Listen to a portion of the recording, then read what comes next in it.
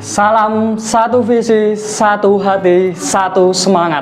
Perkenalkan, nama saya Wawan Widiawan, biasa dipanggil Wawan. Saya sekarang menjabat sebagai manajer H23 Madiun Urip. Awal karir saya di Cun Motor, saya ditempatkan di cabang H23 Nganjuk, yaitu pada bulan Februari 2020 sampai dengan bulan Oktober 2021. Setelah itu saya diberi tugas untuk bertanggung jawab memegang H23 Madiun di bulan November 2021 sampai sekarang. Di cabang H23 Madiun ini saya mempunyai staf dengan berbagai job desk ya teman-teman. Yang pertama yaitu saya mempunyai staf service advisor, yang kedua kepala mekanik, yang ketiga mekanik, dan yang keempat admin, dan yang terakhir adalah bagian umum. Jadi saya bertanggung jawab untuk memonitoring pekerjaan mereka, apakah sudah sesuai dengan tugas pokok masing-masing, apakah seluruh job desk itu sudah dilakukan. Apalagi di AHAS ini kita juga menerapkan NOS, yaitu Network Operational Standard. Tentunya itu adalah standarisasi dari AHM untuk pelayanan di AHAS. Kalau ditanya rasanya jadi manajer H23 itu, kalau kita bilang mudah ya tidak begitu mudah, kalau kita bilang sulit ya tidak begitu sulit ya teman-teman. Jadi tinggal kita membawai suatu pekerjaan di mana job desk tanggung jawab kita berada di perusahaan. Apalagi saya mempunyai background pendidikan bukan dari AHAS ya teman-teman. Jadi saya bukan dari teknik bisnis sepeda motor. Jadi saya dari teknik mesin alat berat. Tentunya saya harus belajar mulai dari nol. Dan saya belajar itu, terima kasih banyak untuk rekan-rekan saya, manajer H23 dari cabang Cun Motor yang ada di tempat lainnya, dan Bapak Ibu PIC yang telah mengajari saya bagaimana saya mengatur, bagaimana saya beradaptasi di dealer Cun Motor ini. Cun Motor sendiri mempunyai visi yang sangat bagus untuk tahun 2022 ini, yaitu Cun Motor ingin menjadi nomor 1. Tentunya ini bukan hanya tanggung jawab direktur utama, direktur saja, atau GM. Jadi ini adalah tanggung jawab kita semua sebagai insan perusahaan. Kita harus bisa mencapai tujuan itu. Bagi saya pribadi sebagai manajer H23 cabang Madiun, untuk mewujudkan Cun Motor nomor 1 itu ada beberapa hal yang saya lakukan. Yang pertama, saya harus mampu melakukan mapping area. Yang kedua, saya harus membentuk tim dengan solid. Yang ketiga, saya harus mempunyai inovasi-inovasi yang bagus. Untuk strategi saya yang pertama yaitu kita harus bisa mapping area. Kita bekerja di suatu perusahaan, kita bekerja di Cun Motor cabang H23 Madiun, kita harus tahu kondisi area kita itu seperti apa. Ya, kalau kita sudah mengenal kondisi area kita bisa menyusun strategi tersebut. Yang selanjutnya, kita harus tahu aset apa yang kita sudah miliki. Ya, tentunya aset ini dibagi menjadi dua, yaitu aset akomodasi dan aset SDM. Ya, tentunya yang paling besar adalah aset dari perusahaan itu dari aset SDM-nya. Ya, kita harus mengetahui kemampuan yang dimiliki oleh staf-staf kita. Jadi kalau kita sudah mengetahui karakter dari staf-staf kita, tentunya kita bekerja akan jadi enak. Jadi kita memberi tugas ke staf-staf kita itu bisa terarah dan bisa diselesaikan sesuai dengan harapan kita. Orang ini bisa dikasih tugas apa ya, bisa diberi inovasi apa ya untuk melakukan hal-hal baru.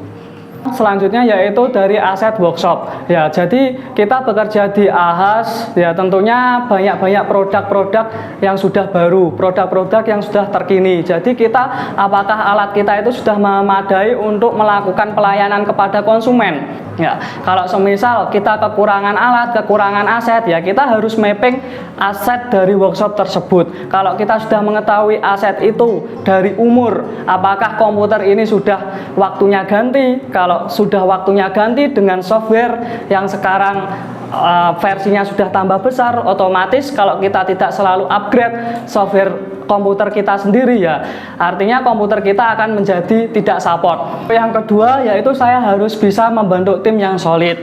Membentuk tim yang solid ini butuh ekstra kepemimpinan yang bagus juga. Ya, kita tidak boleh mengecap anggota kita itu jelek. Ya, kita harus bisa membangun tim itu dari kita sendiri, yaitu kita harus mempunyai manajemen leadership yang bagus. Di sini saya menerapkan aspek-aspek pemimpinan yang sudah saya pelajari di perusahaan sebelumnya. Yang pertama yaitu ing ngarsa sung tulodo. Apa itu? Ya, kita harus memberi suri toladan kepada anggota kita atau staf kita. Jadi seorang pemimpin itu harus memberi contoh yang bagus, memberi pekerjaan, melakukan pekerjaan itu dengan benar dan selesai. Untuk yang kedua yaitu ing madya mangun karsa. Apa itu? Seorang pemimpin itu harus mau bergiat serta menggugah semangat di tengah-tengah anggota kita. Jadi kalau semisal kita bekerja selagi operasional, kita harus cross check. Kalau kita di tengah-tengah anggota atau staf kita harus bisa memberi semangat.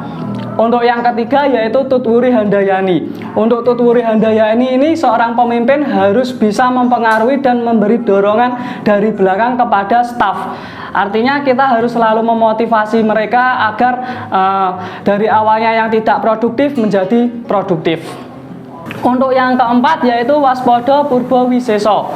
Jadi seorang pemimpin itu harus selalu waspada, mengawasi serta sanggup dan memberi koreksi kepada staf kita. Ya, jadi seorang pemimpin itu jangan sampai lali untuk mengawasi operasional yang kita jalankan. Ketika ada staf yang performanya turun, yang melakukan kesalahan, kita harus harus mampu dan harus berani untuk mengkoreksi staf yang melakukan kesalahan tersebut.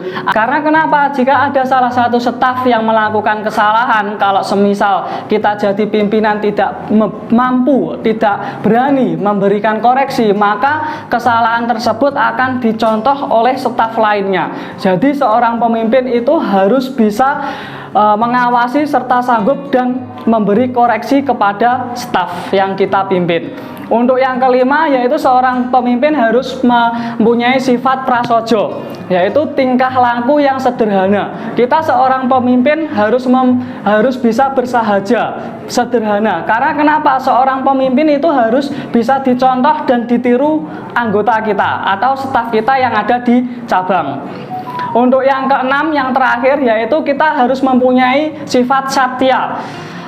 Satya itu apa? Yaitu sikap loyal yang timbal balik. Kita harus bisa loyal terhadap atasan, bawahan, atau teman satu linear ke samping. Ya, jadi kita seorang pemimpin harus punya sifat satya. Kita nggak boleh pilih kasih. Ya, walaupun kita ke bawah itu harus adil, ke atas juga harus adil, dan ke rekan kerja kita itu juga harus adil.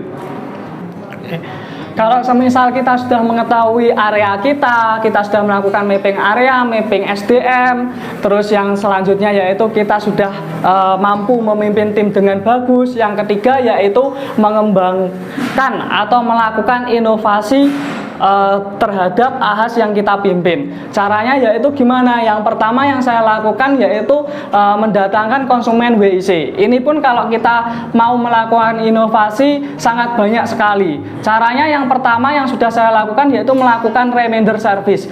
Reminder service terhadap konsumen ini juga perlu analisa data yang bagus. Yang pertama, apakah kita mempunyai data yang bagus?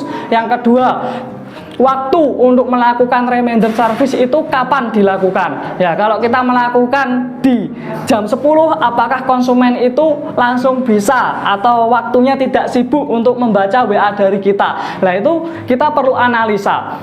Terus yang kedua yaitu menjalin hubungan dengan eksternal. Teman-teman, ya kalau kita bekerja di suatu ahas, kita tergantung dengan konsumen, ya kita harus menjalin hubungan dengan eksternal. Yang sudah saya lakukan yaitu melakukan MOU corporate di instansi-instansi pemerintah dan swasta. Agar kenapa? Ya kalau kita semisal tentunya kita ditarget unit entry 1 bulan 1000. Kalau kapasitas ahas kita cuma 750, kita mau melakukan apa? Ya salah satunya kita harus melakukan memberikan kerjasama MOU kepada corporate yang ada di area Kota Madiun agar 250 ini bisa menutup dari target yang dibebankan terhadap kita. Untuk yang selanjutnya, yang ketiga, yaitu teman-teman mengembangkan bisnis H3. Jangan lupa kita ini H23. H2 itu pemeliharaan, H3 itu spare part. Ya, untuk dewasa ini cenderungnya AHAS itu terkenalnya hanya untuk servis kendaraan motor baru. Ya, kita itu tidak dikenal menjual spare part secara langsung kepada konsumen, harus servis dulu gitu. Padahal tidak, kita di sini ada yang namanya bisnis H3, yaitu spare part. Ya, untuk menjual atau membangun brand image di H3 ini saya sudah mempunyai inovasi, yaitu yang pertama saya membuka toko di e-commerce. Ya, itu teman-teman yang bisa saya sharingkan. Setiap manajer pastinya punya cara sendiri. Ya, caranya mungkin tidak sama seperti saya dengan saya yang lakukan, tapi yang pasti tujuannya tetap sama, yaitu menjadi Chun Montor nomor 1. Sebelum saya akhiri briefing pada pagi hari ini, kita akan melihat pengumuman di minggu ini. Hai Chun People, berikut pengumuman untuk kegiatan kita di minggu ini. Pengumuman yang pertama, pada tanggal 29 Maret 2022 akan diadakan onboarding class dengan peserta karyawan baru Chun Motor. Pengumuman yang kedua, pada tanggal 30 Maret 2022 akan diadakan training digital marketing dengan peserta manajer H1 dan juga admin CRM. Pengumuman yang ketiga, pada tanggal 1 April 2022 akan diadakan training leadership dengan peserta manajer H1 dan H23. Pesan saya kepada semua karyawan Chun Montor, tetap semangat, tanamkan jiwa pemenang di dalam diri Chun People. Karena kita memiliki tujuan besar, yaitu menjadi Chun Montor nomor 1. Selamat beraktivitas dan tetap semangat.